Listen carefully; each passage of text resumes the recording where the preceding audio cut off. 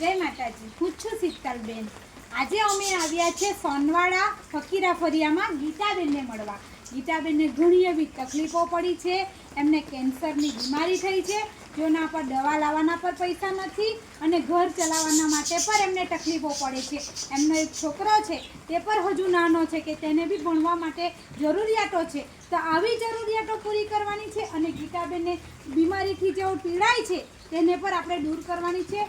અને આ જે ગીતાબેન છે એને ઘણી તકલીફો છે, તો આપણે આજે ગીતાબેનની સેવા કરવા માટે હું આવી છે, તો તમે પણ સૌ મારો વિડીયો નિહાળો અને જેથી આપણે ગીતાબેનને જે બીમારી છે તેના સામે ગીતાબેન લડી શકે અને આપણે એમને મદદ કરી શકીએ। તો તમે પણ સૌ મારો વિડીયો જુઓ। કહેવાય છે કે જો બીમારી આવી પડી હોય તો માણસ ક્યાં જાય, એમના પર જેટલું હોય એ બધું જ પૂરું થઈ જાય। તો આપણા પર બી ભગવાને જો થોડું ઘણું વધારે આપ્યું હોય તો આપણે આવા ગીતાબેન જેવા જો કેન્સરથી પીડાય છે એમને આપણે જરૂર મદદ કરીએ। તો આપણે ગીતાબેન દ્વારા સાંભળીએ કે એમને કેવી કેવી તકલીફો પડી છે અને આવી બીમારીમાંથી તેઓ કેવી રીતે ગુજરે છે। તો તમે સૌ મારો વિડીયો નિહાળો। આજે આપણે ગીતાબેન જે બીમારીથી પીડાય છે એમને ઘણી તકલીફો છે, તો મિત્રો આજે આપણે ગીતાબેનની સેવા કરવા હું આવી છું, તમે પણ મારા સાથે જોડાઓ। એમનો છોકરો હવે ભણવા માટે જવાનો છે, તમને પણ તકલીફો પડશે। ગીતાબેનને પૂછે કે એમને શું થયેલું આવી બીમારી, અને કર્મ સંજોગે જો આવી બીમારી આવી પડી છે તો એમના પતિ પર એમના મૂકીને નાસી ગયા છે। તો વિચારો મિત્રો કે બીમારી જો આવી પડે ને તો કોઈ જ નથી સાથ આપતું, આજે જીવનમાં કંઈ જ નથી રહેતું અને આપણા પર કેટલાઓ આપણા મિત્રો હોય કે આપણા સગાવાલા હોય તે પર આપણો સાથ છોડીને જતા રહે છે, કારણ કે બીમારી આવી છે તો કોઈ કંઈક માંગશે, કંઈક જરૂર પડશે એવી આશા હોય એમ કરીને પણ કોઈ માણસો જતા રહે છે। તો આજે ગીતાબેનને પોતાના પતિ પર મૂકીને ભાગી ગયા છે કે આવી બીમારી છે, તો આપણે આવા ગીતાબેનને મદદ કરવાના છે। આપણે ગીતાબેનને પૂછીએ કે તમને કેટલી તકલીફ છે અને શું શું જરૂરિયાત છે।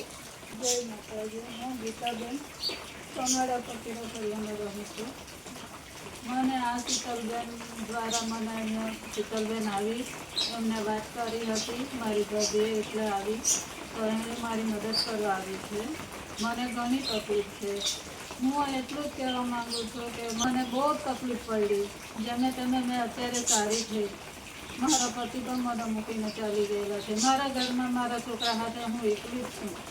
હવે ઘણી બધી તકલીફો, છોકરા હવે ભણતો છે, હવે બધી જરૂરિયાત તો મને બધી જ જોઈએ છે, શું કરું, ક્યાંથી લાવું। હું સારી હતી તો જતી મજૂરી કામ કરવા જતી ને ઘર ચલાવતી હતી, હવે આ બીમારીથી મારાથી બહાર જવાય નહીં। મારા છોકરાને હવે મારે આગળ ભણાવવું છે, તો હું તમને દરેક ભાઈ બહેનોને એવું કહેવા માંગુ કે મને તમે મદદ કરો એવી હું આશા રાખું છું। ગીતાબેનને આવી તકલીફો છે જેથી એ સહાય માંગે છે। આપણે સારા વ્યક્તિઓને મદદ કરી તો નથી કરવાની, આપણે આવા બીમાર વ્યક્તિઓને મદદ કરવાની છે, કારણ કે કેન્સર એ બહુ મોટી બીમારી છે। જો ગીતાબેનને લાગુ પડી છે, એમણે ઓપરેશન તો કરાવ્યું છે, પણ હવે પછી ઓપરેશન કરાવ્યા પછીની જે ખર્ચો હોય એ પર ગીતાબેનથી પૂરો નથી પડાતો। એમનો છોકરો છે, તો ગીતાબેનને આવી ઘણી તકલીફો પડી છે, તો આપણે મિત્રો આજે એવા વ્યક્તિઓની બી મદદ કરીશું જેને તકલીફ પડી છે। અને ગીતાબેનને તકલીફ ઘણી છે, તો બહુ જ એવી તકલીફોમાંથી પીડાય છે। આવા ગીતાબેન ખરેખર પોતાની જે આપણે વાત કરે છે ને તો એવું લાગે છે કે ખરેખર એમને ઘણી તકલીફ છે, તો આપણે આજે એવા વ્યક્તિની મદદ કરવાની છે। હું એમના માટે રાશન કીટ લાવી છું, હું એમને એક સ્કેનર મૂકીશ, તમારાથી યથાશક્તિ જે પણ થાય એ તમે ગીતાબેનને મદદ કરશો અને એમનો છોકરો પણ ભણશે, કારણ કે તે બી સ્કૂલે જવાનો છે, કારણ કે એના પર સ્કૂલે જવા માટે પણ પૈસા નથી, અપડાઉનના પણ પૈસા નથી। તો આજે આ કેવી પરિસ્થિતિમાં રહે છે, અને મિત્રો આવી પરિસ્થિતિ જો હોય તો ખરેખર આપણાથી આપણે મદદ કરવી જોઈએ, અને જેવી રીતના હું કરું છું એવી રીતના તમે પણ મદદ કરજો। ગીતાબેનને પોતાના પતિ પર મૂકીને ગયા કર્યા છે, આવી બીમારીમાં પોતાનો પતિનો સાથ પણ નથી મળ્યો, તો વિચાર કરો કેવી રીતના રહેતા હશે, કેટલીઓ તકલીફો પડતી હશે। આજે ખાવા માટે રાશન પણ નથી, પૈસા પણ નથી, ક્યાંથી લાવતા હશે, શું કરતા હશે, વિચાર કરો। આપણે મિત્રો વિચારો કરવા જેવી બાબતો છે। આપણે બેન છીએ આપણા ગામના ડુંગરીની જ દીકરી છે, ડુંગરી ગામમાં રહે છે, ઉટડી રોડ પર રહે છે અને ફકીરા ફરિયામાં એમનું સાસરું છે। તો આવા ગીતાબેનને મદદ કરવાની છે, રડવાનું નહીં ગીતાબેન, સારું થઈ જશે અને તમને લોકો મદદ કરશે।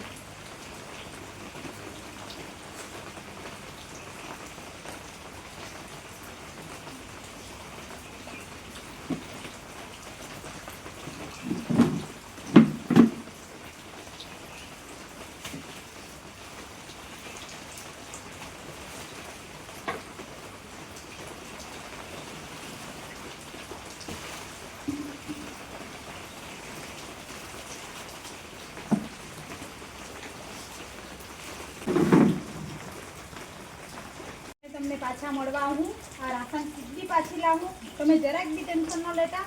તો મારી તમને બધાને જ વિનંતી કે મારા વિડીયો થકી પણ તમે આ ગીતાબેનને મદદ કરો, હું એવી આશા રાખું છું. કારણ કે જો બહુ તકલીફમાં છે અને ઘણી બધી બીમારીથી બી પીડાય છે. એમને સ્તનનું કેન્સર થયું છે. દવા લાવવા માટે પણ પૈસાની જરૂર છે. છોકરો ભણાવવા માટે પણ પૈસાની જરૂર છે. તો આજે પૈસા વગર તો જીવનમાં કંઈ થતું જ નથી. એમને કમાવા જવાની પર રાખે છે પણ એમનાથી જવાતું નથી, કારણ કે ઘણી તકલીફો પડી છે. તો આજે આપણે ગીતાબેનને મદદ મેં કરી છે. તમે પણ સૌ મદદ કરજો. હું એમને એક સ્કેનર મૂકું છું, જે યથાશક્તિ તમારાથી ગીતાબેનને થાય તે તમે મૂકજો. તમે એમાં પૈસા કરજો, જેથી ગીતાબેનને મદદરૂપ થાય. મને કોઈનો 1 રૂપિયો નથી જોઈતો, હું કોઈના પાસેથી પૈસા નથી લેતી, પણ તમે ગીતાબેન જેવા બીમારીથી પીડાતા છે એવા માણસને મદદ કરો તો આપણે ભગવાન રાજી થશે. આવા વ્યક્તિની આપણે જરૂરથી મદદ કરવાની છે. તમે સૌ મારા સાથે જોડાઓ. ગીતાબેન, હું પાછી મળવા માટે આવીશ. જય માતાજી. જેવી રીતે શીતલબેન આવ્યા ઘરે મને આવીને મદદ કરી, તેવી રીતે ભાઈઓ તથા બહેનો તમને બી મેં એવી એક રિક્વેસ્ટ કરું છું કે તમે પણ મને મદદ કરો, એવી હું આશા રાખું છું. આવું પાછા બરોબર. ગીતાબેનનો જે છોકરો છે, ખરેખર એક છોકરી જેવી એમણે મદદ કરી છે. ગીતાબેન કહે છે કે મારા છોકરાએ મને બહુ મદદ કરી છે. આજે કોણ છોકરો એવો હોય કે જે આટલી માની સેવા કરે, પતિ મૂકીને ગયા કર્યો છે, છોકરો નાનો છે, ભણે પર છે અને માની સેવા પર કરે છે. તો આવું દ્રશ્ય તો આજે જીવનમાં બહુ ઓછું જોવા મળે છે મિત્રો. તો ખરેખર ગીતાબેન કહે છે કે છોકરાએ કેટલી મદદ કરી છે. મારા ઓપરેશન વખતે મારા છોકરાની એક્ઝામ હતી, 12માં હતો. તે છતાં પણ એણે મારી સાથે રહીને પરીક્ષા પણ આપી અને મારી સાથે હોસ્પિટલમાં પણ રહ્યો. અને એવી રીતે એ પછી થોડુંક આમ વાંચીને એ પાસ થઈ ગયો છે. મારો છોકરો મારી છોકરી બરાબર જ છે. એણે બહુ મહેનત કરી છે. તો હવે મારે એને આગળ ભણાવવું છે. તો ભણાવવા માટે પણ તમે જરાક એમને મદદ કરજો, મદદરૂપ મને બનજો કે મારે હજુ એને 3 વર્ષ ભણાવવાનું છે. તો એમાં બી મને થોડી રાહત થાય.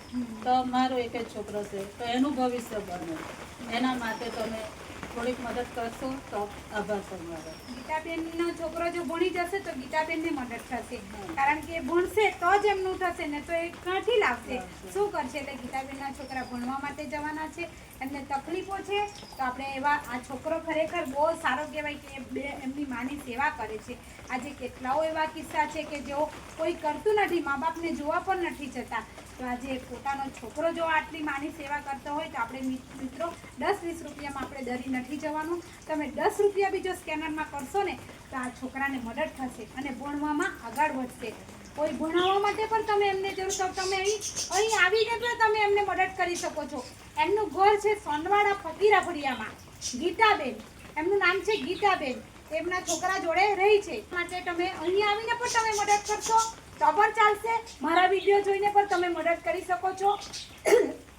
તમે સૌ મને ઇન્સ્ટાગ્રામ પર ફોલો કરો, જેથી આપણે આવા નિરાધાર વ્યક્તિઓને મળી શકીએ. મારી ઇન્સ્ટાગ્રામ આઈડી છે શીતલ પટેલ 5380.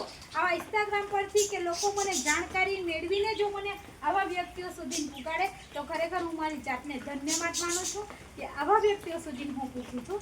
જય માતાજી. તમે સૌ આવા પરિવારની મદદ કરો એવી આશા રાખું છું. જય માતા.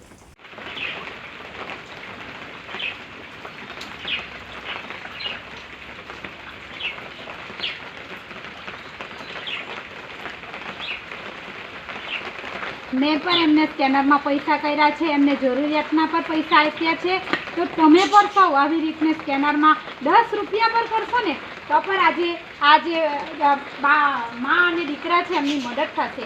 કારણ કે ગીતાબેનને અને એમના છોકરાને ઘણી તકલીફ છે. તો તમે 10 રૂપિયા પર સ્કેનમાં કરશો ને તો પણ એમને મદદ થશે. 10 રૂપિયાનું એ લોકો કંઈક વસ્તુ લાવીને પણ ખાશે, જેઓને ઘણી જરૂર છે.